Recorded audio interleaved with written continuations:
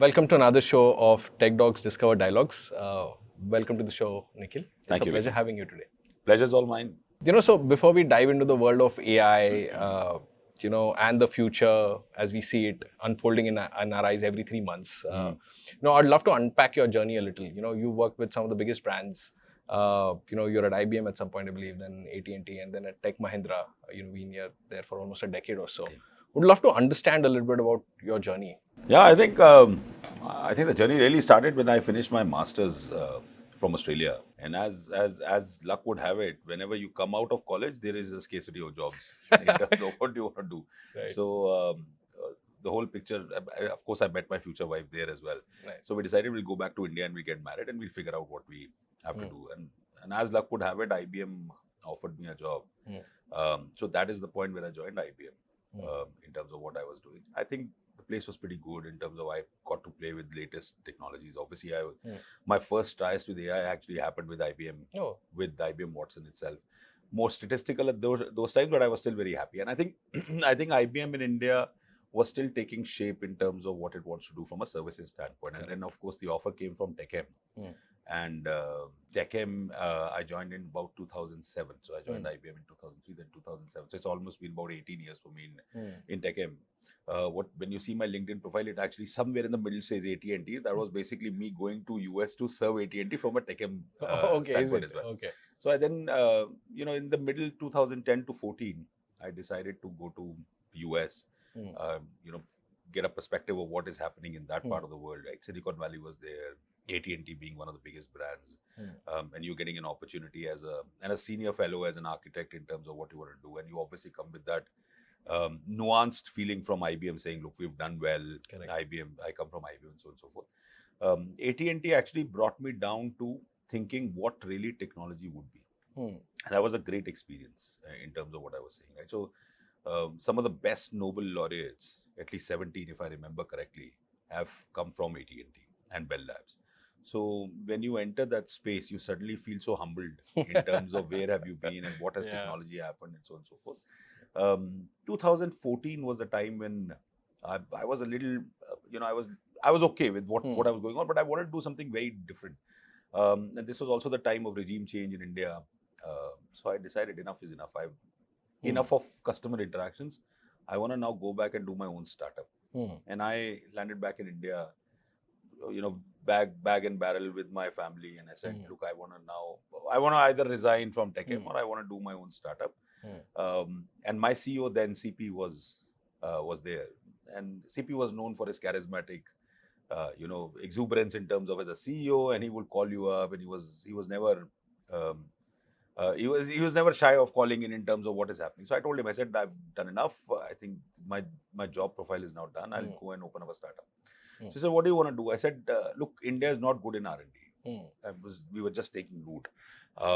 And services industry anyways is not known for research and development. Absolutely. Can I set up a center here if I have to stay? Otherwise, I can go out and I can do my startup in the way that I have to do. Well, luckily, it got agreed as a plan.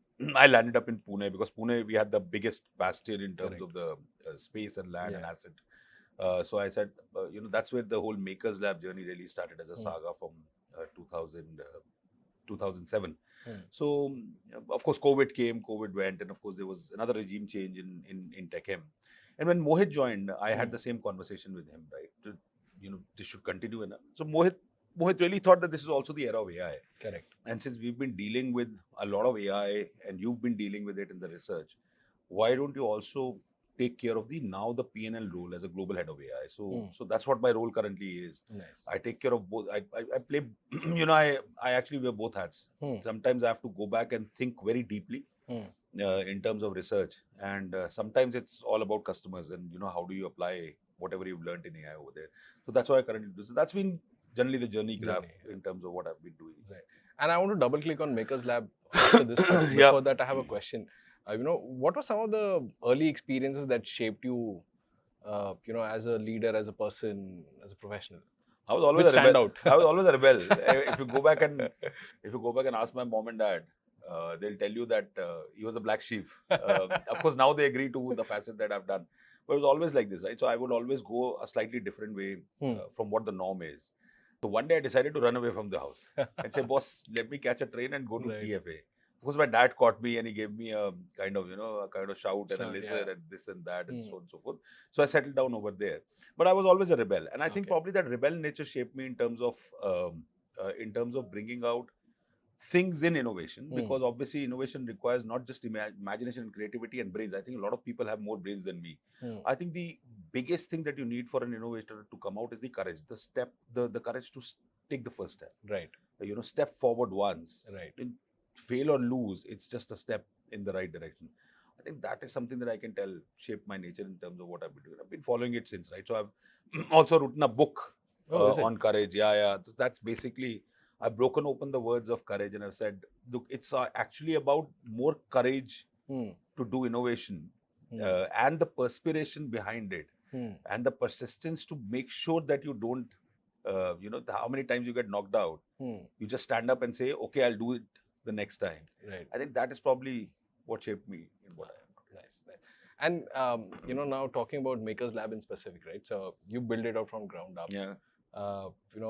How's that journey been? And how does it look today? It was a very tough journey to start off with, Vikram. The whole concept of bringing research and development in our service industry was alien. Of course, there were peers who were also on the same journey. They were trying to do something. But for us as TechM, it was slightly very odd in terms of having a very different space where, you don't know whether the things that you would produce would actually come out and have a rational, consumable value, if I may say. Yeah. Maybe esoteric in terms of what you're doing.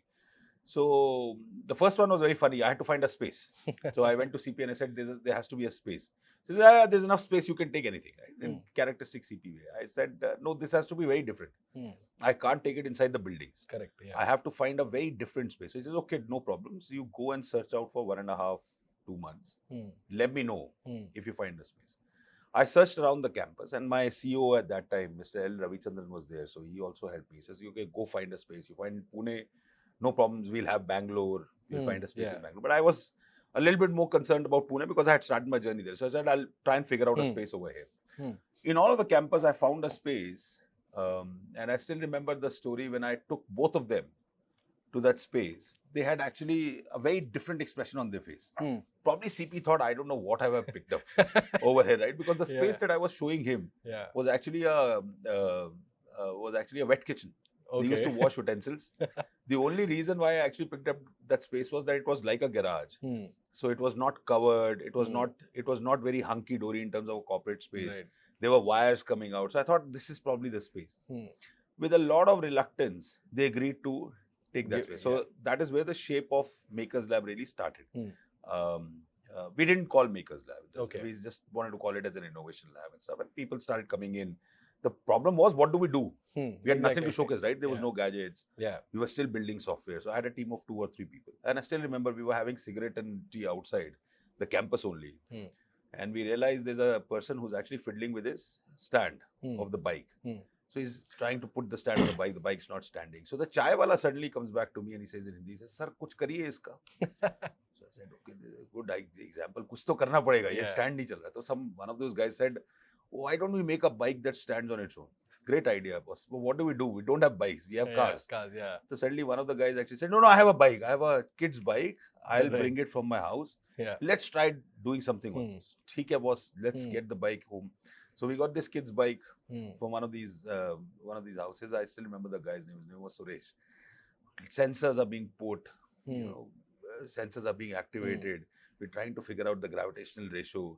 We're also trying to figure out what can we do from a software perspective. And the whole world is watching, right? And we're doing it in the campus. Right. One of the reasons for me to do in the campus was also to showcase, boss, we are doing something very different, right? Otherwise, we don't have anything to showcase, right? What is going on?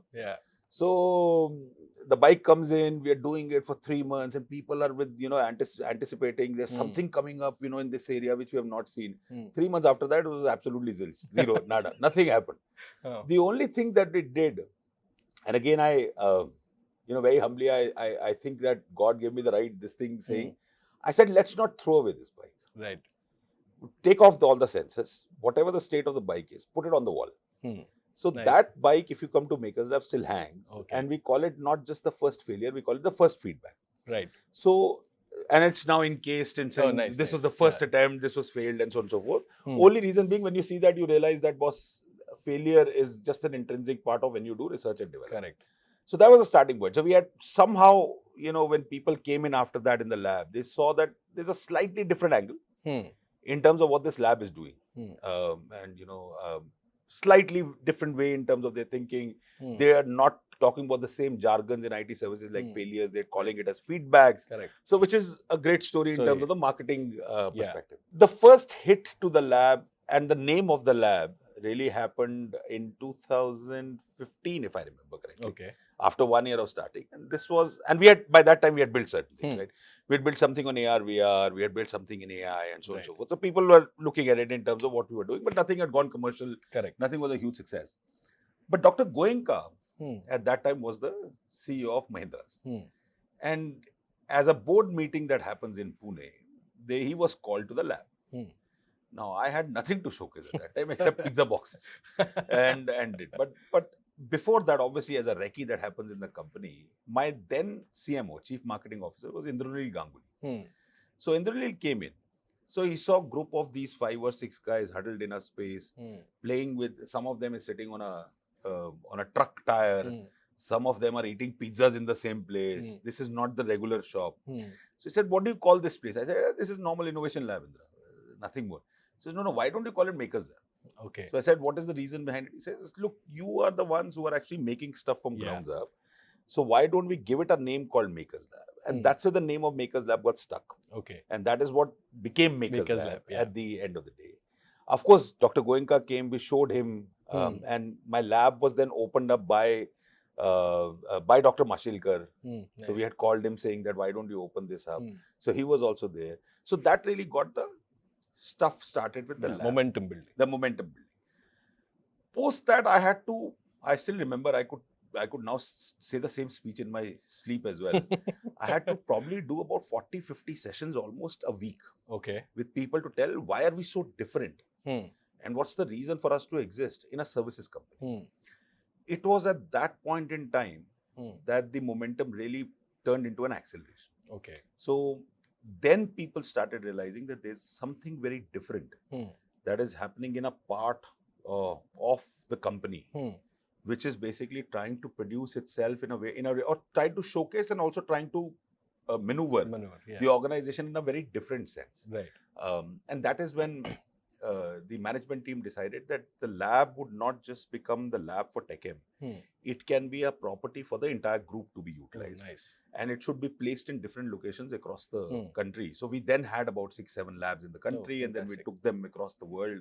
So we now have about 9 labs across the world. Oh, fantastic. And all of them are something like this, right? Mavericks who will try and produce something different. Yeah. It may not be the one that is there today, right? But it may be over the horizon that you may see. So that's probably the journey of the lab. I think GPT has shown us that we can really tide over the Turing test, right? People have now used their own, psychologists and therapists and so on and so forth using ChatGPT.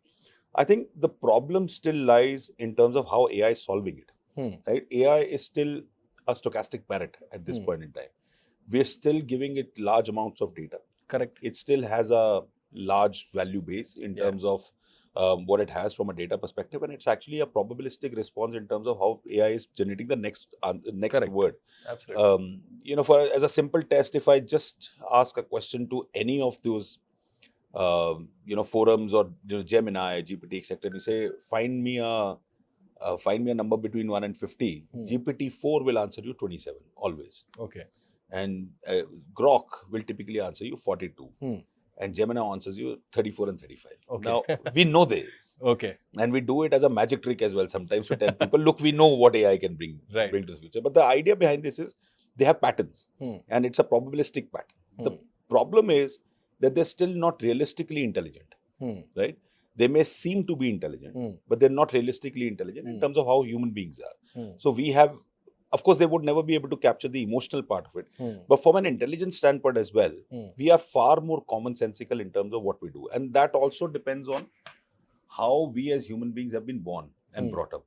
For example, if you take a 3-month-old or a 6-month-old baby and you take the baby up and down like this, you'll see the baby flailing his arms, his or her arms. which really means that the baby in its core, in its DNA, has gravity set. Correct. So they know what gravity really is, right? In about 6 months of time, babies understand your face patterns. Right. In about 9 months, they understand the behavior that you do with them. I don't think AI is at that stage. I don't think AI would reach that stage in the next 30, 40 years. AI will continue to do the automation part well. Right. Now, of course, it's agentic AI. It is Gen AI in terms of what we do. They generate stuff as well, which are all human augmentation efforts. But the real value of AI would really come in when commonsensical facets will also be introduced. Now, there's one question that people keep asking is, boss, agar ye bhi kar diya, if you keep doing this with AI, then AI will become human beings, or they'll become, just like a sentient being. So my answer to that question is, we are never building a sentient being over here in AI, right? And we don't have, and we are not at that point that we don't have a kill switch as well. We have that, number one, even though we may not have a kill switch for internet. We do have a kill switch for our own AI, number one. Number two, when AI goes berserk, they go berserk because they are a black box kind of a system. Right. They don't know what they are doing. Correct. And that's why they go berserk, right? And different kinds of marketings have happened saying AI learned a new language. Yeah. No, that's not right? The data was wrong, and that's why AI picked it up in a wrong fashion. Secondly, in all senses of the word of research, which I continue to do, we are only looking at the cortical regions of human being, which are intelligent. Got it. The cortex or the primary neocortex of a human being lies the intelligence facet. It makes you think. It makes you learn. It puts beliefs in you. There are also words that you understand and you don't. The other part of human being, which is the flight, fright, and the other Fs. Correct. That we typically do, is the secondary brain, which actually gives more of a human emotional characteristic, which is not being put into AI. So AI is not going through that journey, right? We are not saying that flight, fright response will happen in AI. We are not saying that the AI would now suddenly start reproducing. They don't have that will and urge. We are not giving this. So the human being's urge happens in medulla oblongata. That's why I'm saying there's a lot of things that are lying under the radar for AI to do, which we are today trying to cover it up by saying that, look, AI has reached that pinnacle endpoint. It's not. It's just the tip of the iceberg. Okay. So there's a lot more that needs to happen from an AI. And when you look at, what's happening in the world of AI, it almost seems like, this entire race is being led by a handful of few giants. Yeah. Right. And, obviously, all countries are also in this same race. And, how do you think nations like India, and I'm going to be, like India because there are so many others who are doing this as well, try and make more indigenous AI capabilities, that are both cutting edge and also at the same time inclusive. India has to be India has to lead this from the front where India knows itself well. India cannot just copy and run it from a Western philosophy. So suddenly LLMs came in and everybody in India started building LLMs, absolutely, including us as well.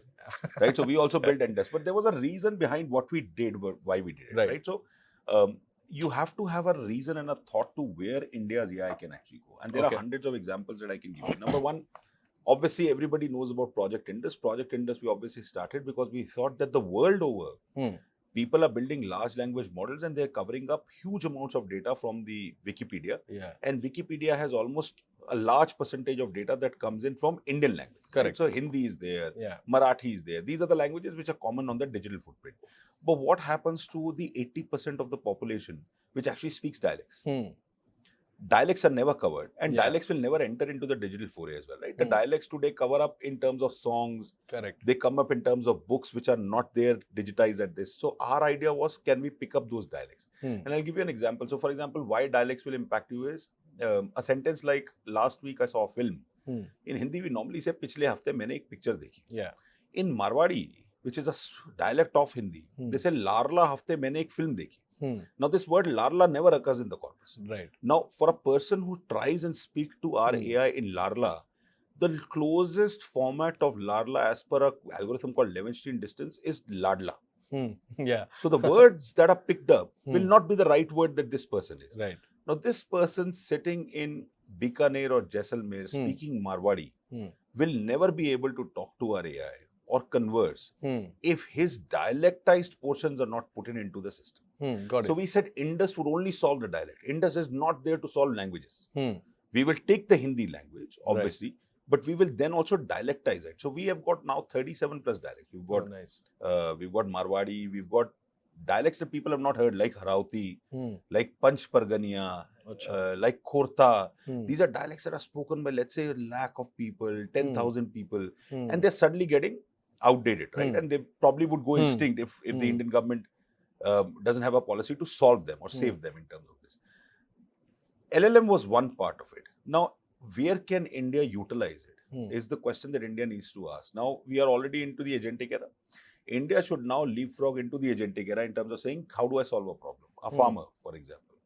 What does the farmer really need? He wants to understand what is his crop stand, Correct. what is the issue with the crop. A farmer will be able to use mobile phone, but most of the time, farmers' hands are rugged.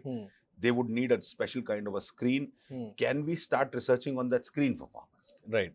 Or can we actually make our AI more conversant so that the farmer speaks into the voice and gets his answer, his or her answer, wherever it is? That's an example where India can leapfrog. So I wrote an article where I said India is the fringe of the world. But India also is the place where you can find maximum amount of use cases, which are on the fringe, which none of the AIs would get tested upon. So India should start leapfrogging by looking at whatever the world has done, right? There's a lot of work being done, good work being done by US, by China, US obviously for Microsoft, Google, all the hyperscalers. Some of that work can be taken in. And it has to be mollycoddled in the way an Indian use case would run. That is where the fringe will occur from India. And when that fringe occurs, these systems will start becoming more robust. That's number one that we should be thinking. Okay. Second, there's very little talk in India on the ethics and bias side. We still don't talk about biases. Right. We still don't talk about ethics. Whereas there's a lot of movement across the world who are already talking about it. So we, as an organization, we were the first ones to actually have put a sovereign large language model in Indonesia. Okay. And this was with our partners over there. We actually looked at Llama base and we built it. But one of the things that they were really concerned about is, does it carry my bias and ethics? I cannot run a Western ethics system. Absolutely. Because my ethics are very different from a Western system. Correct. And vice versa, right? Indonesian ethics would be very different. Absolutely. What they would consider ethical, I may consider non-ethical, and so on and so forth. Those have to be born into AI. If you can't give me those guardrails of this, then there's no purpose of me in building these elements. Right? So India cannot today, which I feel, cannot ape the West. Got it. We can become the translational research engine of the world. Okay. We may not be the fundamental research engine of the world. In certain cases, we are. But we cannot be the fundamental research engine for lack of, let's say, funds, economics, and so on and so forth. But we should definitely be the translational research engine of the world. Okay. Why can't India produce an OS today which only works on speech and speaks on the 27 mother tongues? Why do I have to still go to an English motherboard and then turn my language into Hindi and English and get it translated? So these are areas which I have been telling, which I've also been advocating, saying that these are areas where translational research will enter India. And once that happens, you would see that India's AI journey or technology journey suddenly leapfrogs. Right? We should not, now we are also after semiconductors. Great story. But in order to do chips and semiconductors, you require a huge sum of money to be put in. Right, absolutely. And the infrastructure and the skills infrastructure at scale that we don't want to, or we may, but it'll take some time. Absolutely. Why not catapult on systems that are already there? Similarly on quantum, for example. Right. Quantum security can be huge in India. Right. Because either we can lay down fibers or we can look at a software kind of a quantum system. Correct. This is also the time for India to research on newer algorithms. Algorithms that work for a larger population. Right? I still remember 2021, as part of the PSA's office, we actually built an app called Atmanirbhar Krishi. And this Atmanirbhar Krishi app, our target was 114 million farmers. Where all in this world will you get a scale right from the scratch? Absolutely. Where you have to build it only for 114 million farmers, nothing less, nothing more. Now, in that 114 million farmers, you have to ensure 10 languages. These languages should be spoken and these languages should be textual. So you should be able to do that. All right. So, so great conversation so far. We've covered your journey. We've talked about Makers Lab. We've obviously talked about India and its growth in the whole AI space and what we could do. And I would love to understand what has been that leadership journey for you. Look, it's tough. I think sometimes you think that you're alone at that position, but I think then once you start putting that first foot forward, as I said, Vikram, right? So people start enjoying and people start coming into it. Right? One of the journeys obviously that we have now taken as an organization, we have to still make money, right, in terms of what we do from an R&D perspective. So one of the other hats that I wear is obviously as an AI person that goes and solves problems for customers, which is very important in our lives as well. That is what gives us credence as an IT services organization. One of the journeys that we have now taken is a kind of enterprise platform for agents from an agentic perspective. Nice. Agentic AI is all over, and we call it Tech Orion. Don't ask me how the name came in. We've got loads of connotations around it. But when I think about Orion, I actually think about the constellation Orion. Right. In terms of how the stars are. It's the most visible of all constellations, but also then there are various stars in terms of what they do things, right? So we have a similar concept. Tech Orion is not just an agentic enterprise space. It's also for speed. It's also for interoperability, right? But it's also about assurance. I think customers, what we are seeing with customers all across the world is 2 or 3 issues. Number one, what is the return on investment if I go on a path of AI? Do you have a measure for me? Right. Number two, most important thing, what's the bias and ethics problem? Can I trust your AI? Do I have assurance when I run your AI and my customers would not go berserk or something untoward would not happen towards my customer, right? So number two. Number three, what's the sustainability angle? Are you sustaining it well? Is there ESG built into it? Are you taking that amount of carbon which is supposed to take? Are you using a lot of compute and you're actually wasting a lot of dollars? I think based on those 3 angles, we actually started building this Orion. And we've been very lucky that we are now partnered with NVIDIA. We've obviously good partners with NVIDIA in terms of what we're doing, but this is actually built on an NVIDIA AI stack technology. And we have our verticalization in terms of what we do for various customers, in terms of what we do for Tech Mahindra. Orion is just the starting point. I think what we are also thinking now in terms of the agent space is going to grow. Everyone may have their own personalized agent.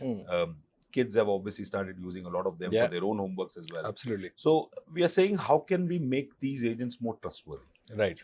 So that they don't drift. What is supposed to happen should happen, and what's supposed to not happen should not happen. Right. So that's one. So that has also pushed TechM from a leadership standpoint in terms of where we are, what we are trying to do, and our previous work as well. Right. So previous work, I think a lot less people know that while vaccines were being built up, we were the only ones who were researching on a therapeutic molecule. So we are the ones who are credited for a patent against COVID therapeutic molecule. And that took us about 1.5 years of research. We looked at about 8,000 base drugs.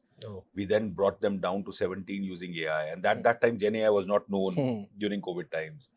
We then, some of us have also held the biohazard in hand when we were shipping it in terms of what, and being close to that biohazard, because obviously it had to be shipped we had to take it to a lab in Bangalore. They would actually test it with these molecules. When they tested it, they actually found 3 were good. Then that lab only constructed a 3D printed lung of the human being outside the body, taking the epithelial cells of the same nature that happens in your lungs to see the capillary action as well. All of this to go through from an IT services standpoint, where we don't know any virus. Absolutely. Except the software virus, right? Is only talking about not just the lab's premise, but also from an organizational perspective.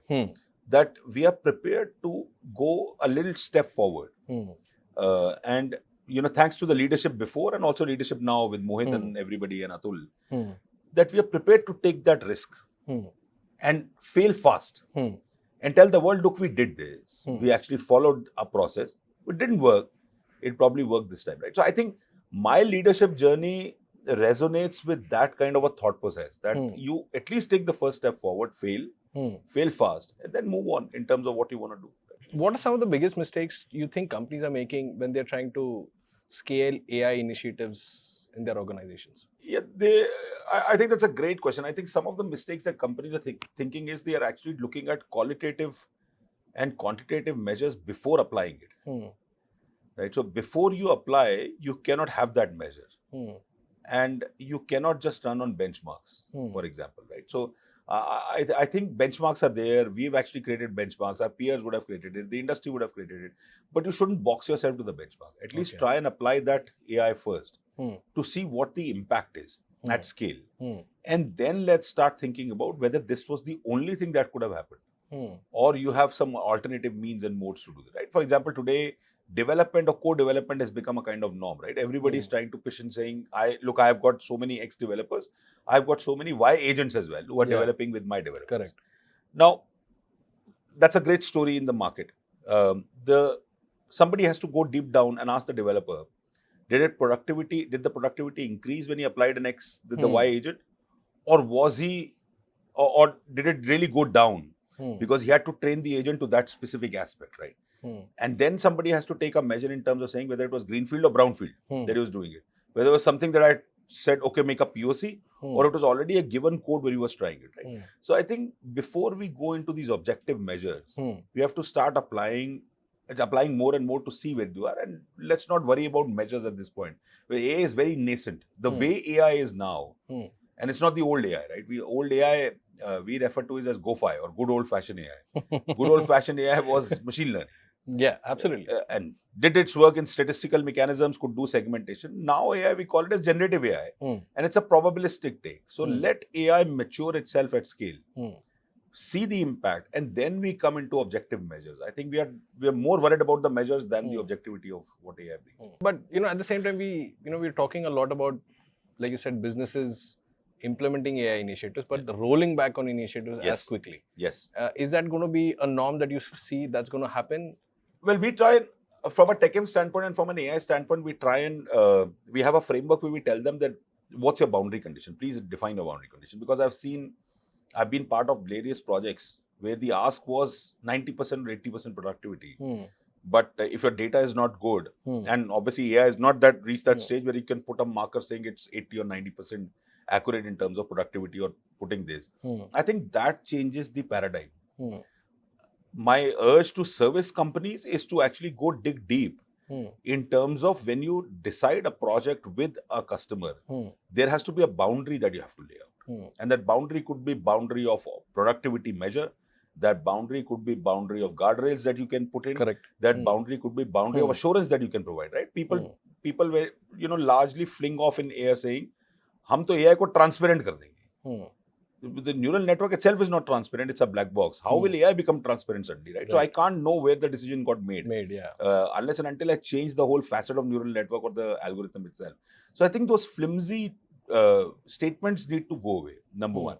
And number two, from a customer standpoint, I think it has to be from an objectivity, saying that if this solves a problem, why do I need to go beyond a certain X percentage or X amount? Is a question that they have to ask. I think if that happens, more and more companies will understand the importance of AI and application of AI, rather than first doing it and then rolling it back saying, हमने तो 80% मांगा था, आप तो सिर्फ 60 पे रुक गए in terms of productivity. I think that we should avoid.